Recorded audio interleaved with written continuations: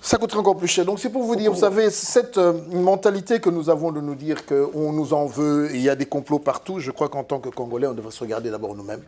Comme l'a dit le président Obama et d'autres personnes, Ouadé, il y a encore beaucoup de Congolais qui le disent, qui l'écrivent dans leurs livres. Il faudrait que nous soyons plus outillés, que nous soyons plus méticuleux dans la gestion, que nous soyons plus drastiques. C'est ce qui nous permettra demain de démarrer.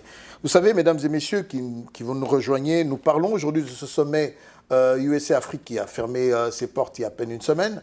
Mais avant celui-là, il y a eu celui de l'Europe, il y a eu celui, comme l'a dit Freddy, de la Ligue arabe, mais il y a eu également celui que récemment que la France a eu avec l'Afrique. Vous comprenez que tous ces pays du monde occidental qui sont confrontés à des grandes difficultés économiques comprennent que l'Afrique, avec son milliard et demi d'habitants, est vraiment une mine d'or. Et si le pouvoir d'achat de cette population pouvait augmenter de 20, 30, 40, 50%, ceci leur offrirait, parce qu'ils ont développé ce qu'ils ont développé, une facilité de pouvoir écouler leurs produits, et nous serons toujours à leur merci ad vitam aeternam. Donc ici, pour vous qui nous rejoignez dans ce programme, nous vous demandons d'être plus aguerris, d'être plus actifs, parce que le développement de l'Afrique se fera avec vous, avec nous, avec tous ceux qui ont encore à cœur ce grand continent. Nous sommes toujours dans ce sommet... Comme le président Obama l'a dit, la clé se trouve en Afrique, chez les Africains, et non aux États-Unis. Exact. La clé se trouve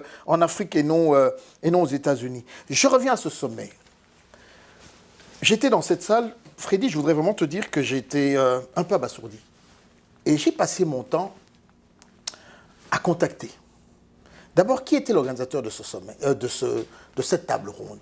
Le National Endowment for Democracy. Ça, c'est la table ronde, pas le sommet. Ça, c'est la table ronde. Et cette table ronde, des questions ont fusé. Aujourd'hui, j'aimerais d'ailleurs qu'on échange. Pourquoi le Congo est le seul pays qui a été politiquement invité? Quel est ton message? Il n'y a pas 46 000 choses à dire. Aujourd'hui, que ce soit des chercheurs, des intellectuels, des politologues, des politiciens du monde entier qui s'intéressent à l'Afrique, tous disent une chose: l'avenir de l'Afrique, c'est la RDC. D'où Mobutu avait raison, nous sommes la gâchette. Oui. Tous le disent. Vous prenez même Cheikh Anta Diop qui est décédé, il a dit. Vous prenez donc, c'est un historien égyptologue, mais donc tous ceux qui s'intéressent à l'Afrique, dans tous les domaines, politique, économie, le disent. À un moment, on a pensé que c'était le Nigeria. Mais ils ont vu que ça n'a pas marché. Et puis quand l'apartheid a été aboli en Afrique du Sud, ils ont changé de fusil d'épaule, les intellectuels, ceux qui s'intéressent à l'Afrique. Ils ont dit que c'est l'Afrique du Sud qui est l'avenir de l'Afrique. Mais aujourd'hui, tout le monde est revenu pour dire que c'est la RDC qui est l'avenir de l'Afrique. Et il n'y a que les Congolais qui ne comprennent pas ça. Waouh, il n'y a que les Congolais qui ne comprennent pas, que les Congolais, mais je crois que... je parle des dirigeants. Évidemment, évidemment. Ne vous sentez pas mal à l'aise là où vous êtes. Nous sommes ensemble. Nous n'avons pas la science infuse, mais nous essayons, comme l'avons dit ici, c'est sans polémique. Que la vérité, hein, que la vérité. Nous essayons d'apporter des lumières, nous essayons d'apporter des points de vue corrects par rapport à ce que nous voyons et entendons. Il y a eu cette table ronde. Comme je disais, Freddy, j'ai fouiné, parce que l'après-table ronde n'a pas été bon, ou ne semble pas être bon. On a vu une déferlante sur la toile d'attaques, des accusations, des manipulations en sourdine, alors que cette fameuse opposition avait réussi quelque chose de bien. Le fameux lundi, je crois, 4 août à Kinshasa, où on a vu la première manifestation depuis les élections officielles accordées par le pouvoir, où on a vu à côté de l'UDPS, le NC, l'UNC, les CID et d'autres partis, bref, qui étaient là, et qui ont d'ailleurs abouti à l'arrestation de M. Ewanga, que nous saluons et que nous espérons pouvoir être relâché d'ici là. Mais comme je te disais, Freddy, j'ai passé du temps à comprendre pourquoi et je crois qu'on a un peu échangé. Remontons un peu en 2006. Quels étaient les partis d'opposition en 2006? Quels sont les partis d'opposition en 2011? Et qui, logiquement, a droit ici de pouvoir amener un certain leadership? Je ne sais pas, qu'est-ce que tu sais de 2006? Malgré que en 2006, l'UDPS n'était pas partante. C'est la question que au fait, mais je crois qu'on se la pose. On se la pose. Je me suis posé la même question. Je me suis dit, mais sur base de quoi la NID a invité les opposants? C'est-à-dire, quels étaient les critères? Exact. On a invité n'importe qui, n'importe comment, je ne sais pas. Et bon, on a essayé de les contacter, mais ils sont trop occupés. Parce que... Mais moi, j'ai reçu les... Ils m'ont répondu, hein, je crois que je vais te l'avoir dit. J'ai reçu les copies des emails. Et chose extraordinaire, vous verrez que les emails arrivent, certains avec retard d'une semaine. C'est à se poser la question de savoir qui a reçu en premier le email, pourquoi les différents acteurs reçoivent les emails en retard. Le dernier que j'ai vu date du 27 juillet. Wow. Pratiquement une semaine avant. Non, moins d'une semaine. Moins d'une semaine avant l'organisation de la table ronde. Ça voudrait dire que cet opérateur politique, s'il n'avait pas les contacts nécessaires, ne se serait jamais retrouvé ici sur Washington. Et je voudrais témoigner, je les ai vus arriver. Les premiers arrivés, il y a eu par exemple Moulangala du UMR qui est arrivé un dimanche, Kankou Foulé Boukassa qui est arrivé le même dimanche, Sami Badibanga est arrivé pratiquement le mardi à Washington, et lui posant la question, il était transpirant pour dire que bon, c'était en retard. Bref, il y a eu une gestion opaque. Et, mais qui a géré ça? Devrions-nous donner... On va y aller. Sans polémique. Sans polémique, vous regardons droit dans les yeux. Mesdames et messieurs, nous avons appris que les premiers contacts qui ont été effectués avec le NED ont été faits par les CID. Les CID de M. Martin Fayoul. Okay. Mais vous devrez savoir que tout ce qui se fait pour l'heure n'est que la résultante d'un travail qui a été accompli dans cette diaspora. Personnellement, je sais que toi ou d'autres personnes, ma propre personne, nous avons été à plus d'une rencontre avec que ce soit le sénateur Russ Feingold ou encore d'autres responsables du département d'État. Et depuis que l'envoyé spécial américain est un peu plus actif que le premier que nous avions d'ailleurs par ailleurs attaqué ici pour avoir été un lobbyiste de Paul Kagame, depuis que le nouvel envoyé spécial qui est M. Feingold est au Congo, les choses évoluent. Et la première rencontre que M. Feingold a eue avec l'opposition s'est passée cette année. Mais nous avions déjà eu, nous, ici aux États-Unis, la diaspora congolaise, à le rencontrer, à discuter avec lui, à lui proposer toute une série de pistes de solutions. Okay. Et la résultante, en fait, de cette réunion opposition-pouvoir n'est que ce travail que nous avons fait en amont et pour lequel il fallait absolument que nous soyons présents pour entendre ce qui se disait. C'est ce qui justifie notre présence. Et nous avons appris que le CID, qui, parce qu'il a un membre ici actif qui travaille, a eu en premier cette invitation. Mais il y a eu un retard de transmission de l'information. Les autres, c'est en apprenant qu'il y avait à tout hasard, non par la source, donc il y a eu une volonté ici, je pourrais dire, à moins que les idées nous prouvent le contraire, une transmission de courrier, qu'ici, il y a une difficulté de transmettre l'information aux autres opérateurs économiques. Pourquoi nous le disons? C'est très grave. C'est très grave. Mesdames et messieurs, un parti politique comme l'UDPS, qui a, malgré l'interdiction faite par le président national d'avoir ses élus participer aux activités de l'Assemblée, il y a quand même 55 représentants, dont le chef de file n'est autre que M. Badibanga Sami, qui continue toujours sur cette appellation UDPS et alliés. Donc la première force d'opposition qu'il y a au niveau du Parlement, c'est l'UDPS. Et qui, logiquement, devrait être le premier groupe invité. Et le porte-parole de tout le monde. Exactement. L'UDPS est suivi par le MLC. De Thomas Louaka. De Jean-Pierre Bemba. De Jean-Pierre Bemba avec Thomas Louaka. Ensuite, il y a également l'UNC de Vital Kamerhe. Donc voilà, en logique, les premiers grands partis qui devraient se retrouver à la tête de cette délégation-là. Monsieur Makila aussi Exact. Makila vient avec, je crois qu'il a 7 ou 8 députés. Il y a également d'autres partis, tels que celui du président Kengo. Donc il y a certains partis d'opposition qui sont là, qui logiquement auraient dû se retrouver ici à Washington. Mais nous avons senti, et continuons à sentir, qu'il y a une main visible de certains partis qui n'ont qu'un seul député, Prenons le cas, je reviens sur les CID, parce que j'ai fait une petite enquête. Je crois que les CID en 2011 a eu 2 élus. Oui.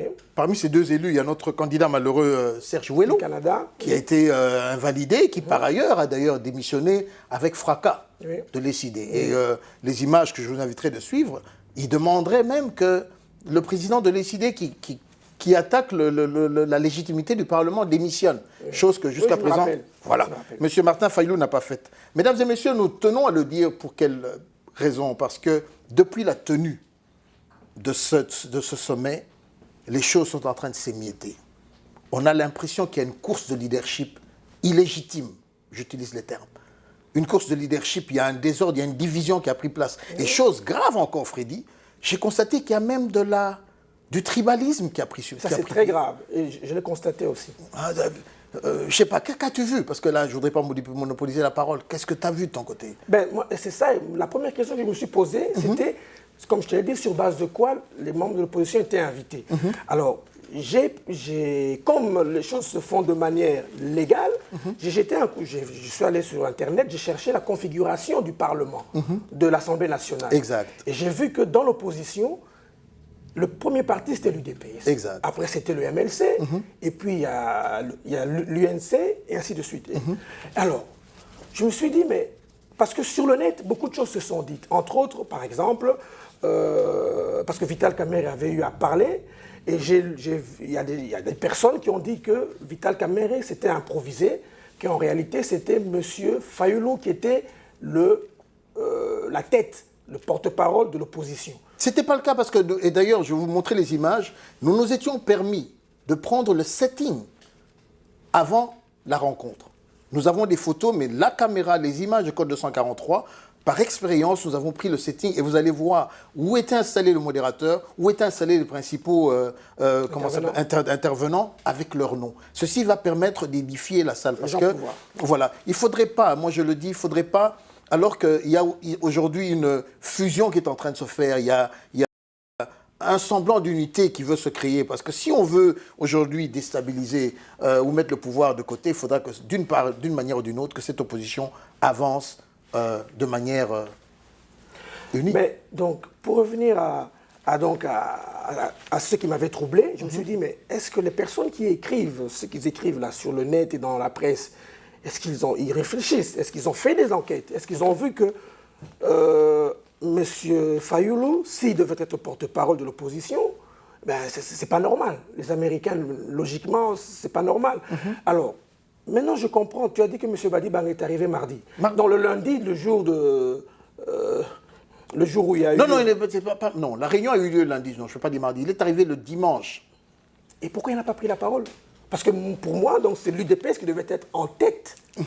Et l'UDPS est allié, représenté par M. Sami Badibanga. C'est lui qui devait parler. Mais Badibanga est arrivé en plein milieu de la réunion. Parce qu'il a eu l'information en retard. L'information est arrivée en retard. Et chose excellente, là je voudrais remercier un Congolais, excusez-moi, je n'ai pas l'habitude de citer de nom, mais je vais le citer, M. Tony Bolamba, qui était dans la salle. Vous verrez sur les images de code 243, il était assis à la table. M. Bolamba s'est éclipsé et a demandé à Sami de venir s'asseoir. Par respect, parce que c'est un jeune Congolais, un jeune... vraiment, je le dis et j'insiste, M. Bolamba a eu de l'élégance politique que je n'ai jamais vue. Il a compris que, malgré le fait qu'il s'est lancé en politique, mais celui qui devrait être normalement assis à cette table-là, ça devrait être M. Sami Badibanga, qui par ailleurs n'a pas pris la parole. Donc, des personnes qui sont intervenues, il y a eu Vital Kamerhe pour l'opposition, Thomas Louaka, et la dernière personne, Martin Fayulu. Et à ce sujet d'ailleurs, pour ceux qui se posent des questions, et tu le sais, nous avons fait la demande officielle auprès de nos amis de la National Endowment for Democracy pour qu'ils nous donnent la vidéo intégrale. Parce que dans cette vidéo intégrale, nous avons quelques séquences. Ils ont, et c'est enregistré, ça a été traduit bilingue, ils ont pris tous les éléments. Oui. Quand je dis bien tous les éléments, mesdames et messieurs, tous les incidents, parce qu'il y a eu des incidents qu'on a peut-être essayé de gérer afin d'éviter un éclatement, mais qui à ce stade-ci sont nécessaires, sans polémique comme on le dit. Rien que la vérité, Nécessaires pour que vous puissiez vous rendre compte de ce qui s'est dit au cours de cette rencontre importante Qu'est-ce que la majorité a dit? Qu'est-ce que l'opposition a dit? Qu'est-ce qu'il y a eu comme incident dans la salle? Et les commentaires ou les conclusions, nous vous le laisserons à votre appréciation. Mais j'aimerais vous dire, mesdames et messieurs, que j'ai vu une chose, Freddy. Je me suis retrouvé dans une salle où il n'y avait aucun Rwandais, si je peux le dire. Je n'ai rien contre les Rwandais. Ils seront nos voisins jusqu'à la fin des temps. Je n'ai pas vu un seul étranger. Mais je n'ai vu que des Congolais. Mais je n'ai vu que des Congolais qui, à la fin, lorsque le monsieur Gilbert Mundela, qui était là pour le compte de Félix Tshisekedi, il n'a même pas lu son discours, mais il a fait une allocution, son cœur a parlé, pour dire, mais écoutez, mettons le Congo devant.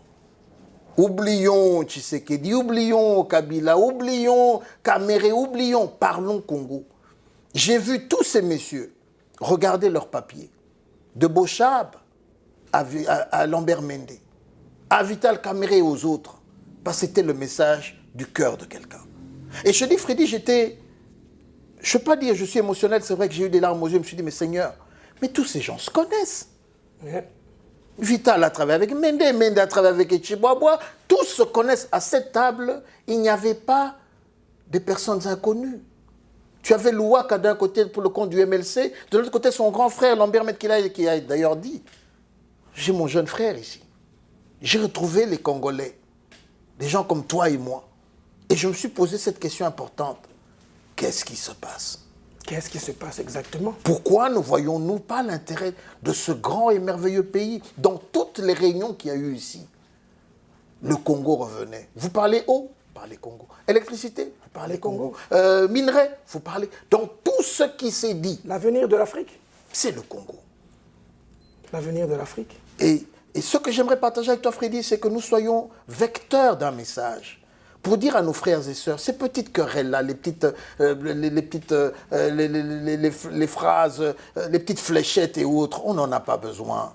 Le monde nous observe, le monde nous regarde. Mais oui. Nous avons la réponse au monde. Nous avons une responsabilité énorme. Énorme. Énorme. Nous avons la même responsabilité que l'Allemagne a eu, le bassin Du Rhin a eu. Pour l'Europe, le bassin du Congo a la même responsabilité. Et c'est malheureux que les Congolais ne comprennent pas ça. Et je peux te dire que notre cousin Obama, je suis sûr et certain, a été déçu. Parce qu'il ne s'attendait pas à ça. Ce n'est pas pour rien que le Congo était le seul pays d'Afrique où on a eu les opérateurs économiques et les opérateurs politiques, si on peut dire. Exactement. Parce que le politique et l'économie vont ensemble. Et comme c'est l'avenir de l'Afrique, il fallait que le politique et l'économique puissent se parler, faire tourner la machine ensemble pour que ça avance. Et la machine a coincé. La machine a coincé et elle continue encore à coincer. Et comme tu dis, ça fait très mal parce que les intérêts personnels et les intérêts de l'État sont compatibles. Parce que si un pays riche, les dirigeants sont riches. Exact. Les opérateurs sont riches. Un pays pauvre, les opérateurs sont pauvres. Mais comme tu l'as dit, mon cher Freddy, j'ai l'impression que ce que nous a dit Richard Miniter here est une vérité. C'est une vérité. De nous dire qu'en politique, les commerçants sont en politique alors que les politiciens sont en train de faire du commerce. Et que vraiment, je nous exhorte, peuple congolais, je nous exhorte. Et surtout, j'ai eu également cette grâce de pouvoir rencontrer toutes ces grandes personnalités que je respecte, que je salue au passage, leur demandant un dépassement. Je leur ai demandé vraiment un dépassement, mais je comprends qu'il y a des problèmes de suspicion. Le Congolais ne sont pas respectueux des termes, de nos écrits. Le Congolais, beaucoup de dribbleurs. Toutes ces choses-là ont fait qu'il y a, tu vois, pour partir sur une base nécessaire. Et il y a une suspicion énorme. Qui aurait cru qu'on se retrouvait dans une salle que le porte-parole, le président de la file de l'AMP, la majorité présidentielle, l'honorable Ramazani Chadari, ce qu'il a eu à lancer dans la salle auprès de M. Martin Fayoulou était désarçonnant. Comment ça? Je crois que et les images, nous les attendons, nous espérons que le NED ne va pas les couper. Ce dernier dira que Martin Fayoulou n'était pas un opposant, qu'il recevrait de l'argent du pouvoir. Je ne te cache pas, Freddy, nous nous sommes arrêtés dans la salle, on s'est regardés pour se dire, mais what's going on here? Est-ce que c'est une tactique du pouvoir? Qu'est-ce qui se passe? Pourquoi seulement lui? Bon, ça c'est des questions, mesdames et messieurs, vous qui cherchez toujours à ce que nous puissions mettre les choses sur la table, nous sommes obligés de le sortir parce que ça a été posé. Et j'ai essayé de lire la presse. Nous étions le 4 août. J'ai scruté la presse congolaise. Je n'ai pas vu une seule mention de cette attaque dans la presse congolaise. Non. Et ceci m'a poussé à comprendre que, quelque part aussi, nos opposants sont quand même matures. J'ai posé des questions.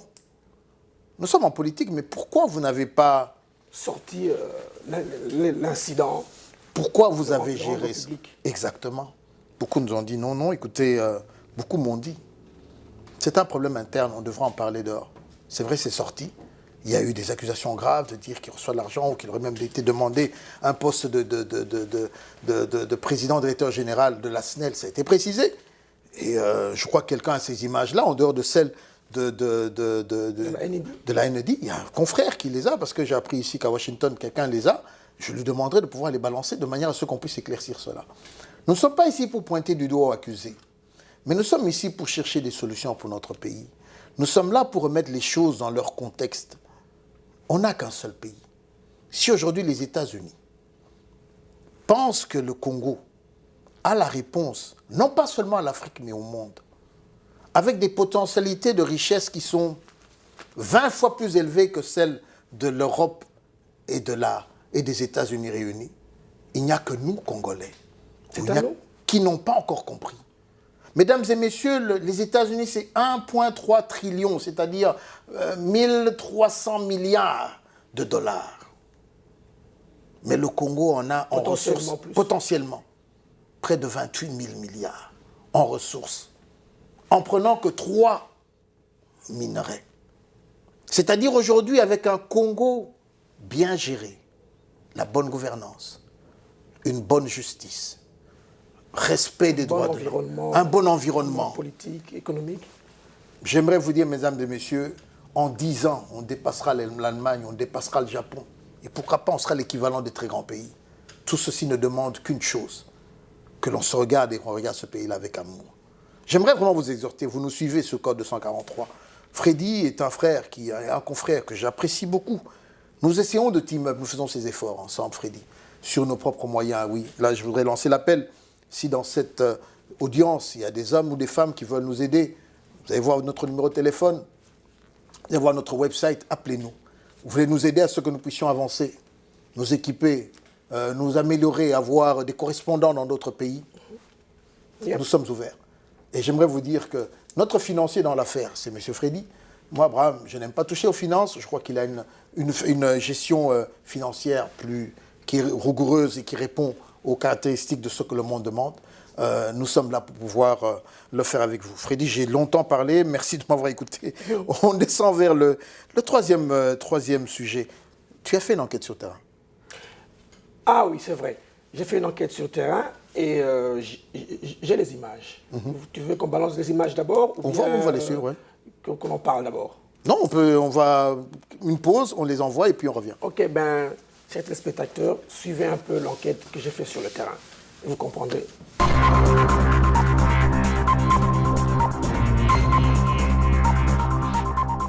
Bonjour, chers téléspectateurs. Nous nous trouvons ici à Washington, D.C.,